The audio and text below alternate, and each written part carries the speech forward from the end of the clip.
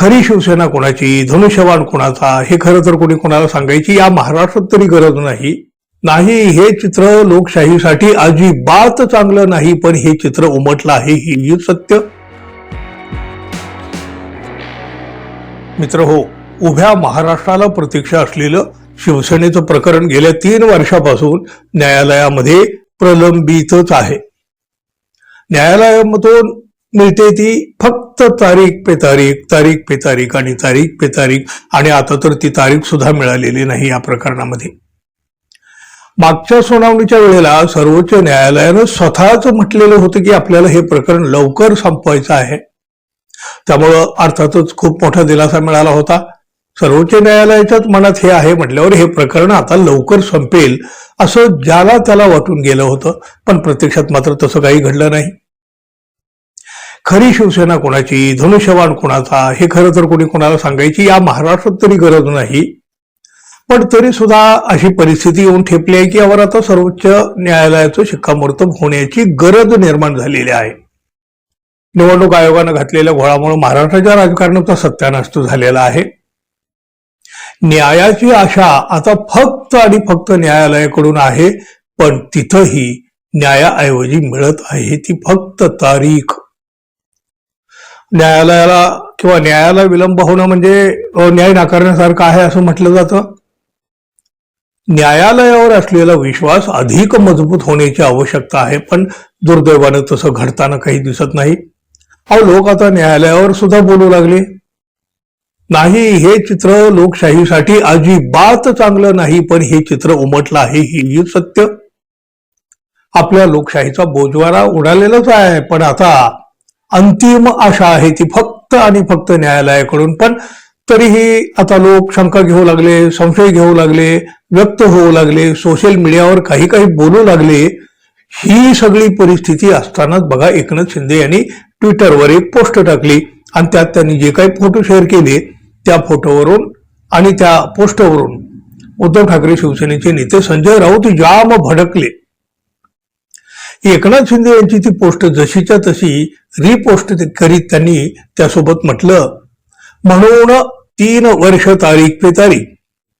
बघा, अधिक काहीही न बोलता संजय राऊत खूप काही बोलून गेले हो.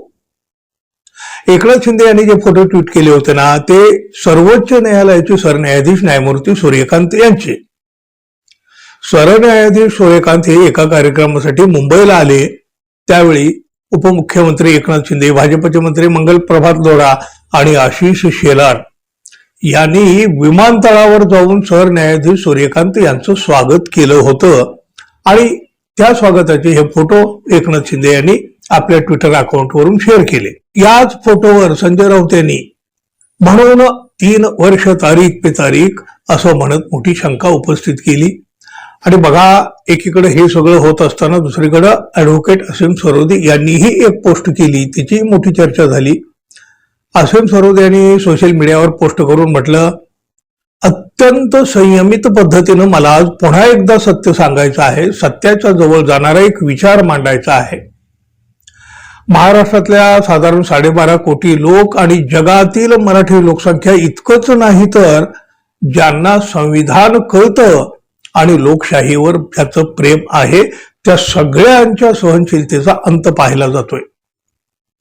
महाराष्ट्रातील सत्ता संघर्षाच्या केसच्या निमित्तानं हे स्पष्ट होत आहे, एखाद्या संविधानिक महत्वाच्या प्रकरणाला अशा प्रकारे दुर्लक्षित करणं म्हणजे न्याय व्यवस्थेचा आणि पर्यायानं संविधानाचा अपमान आहे. न्याय व्यवस्थेतील लोक जेव्हा तारखा देणं घेणं आणि घेऊ देणं यात सहभागी असतात, तेव्हा आपण काही बोललो की लगेच न्यायालयाचा अवमान या नावाचं शस्त्र वापरायला काढलं जातं.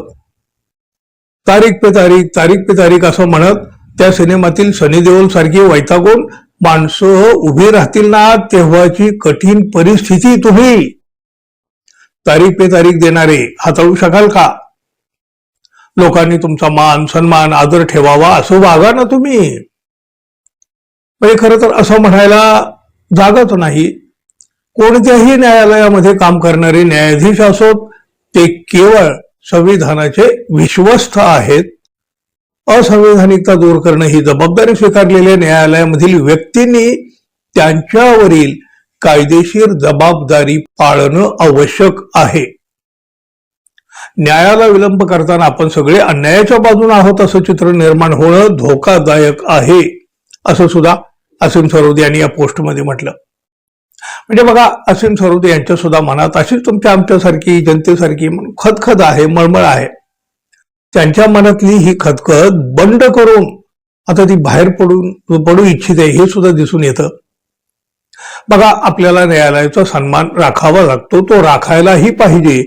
लोकशाहीचा हा खांब कोसळला तर काहीही शिल्लक उरणार नाही मित्रांनो. हा स्तंभ मजबूत ठेवण्याची जबाबदारी जशी प्रत्येक नागरिकाची आहे, अर्थात तशी ती न्यायालयाची सुद्धा आहे. न्यायालयावरील विश्वास, न्यायालयाचा सन्मान ही भावना वाढीस लागलीच पाहिजे आणि तशी ती वाढीला लागावी अशी आपण अपेक्षा करूया. धन्यवाद. पुन्हा भेटू. नमस्कार.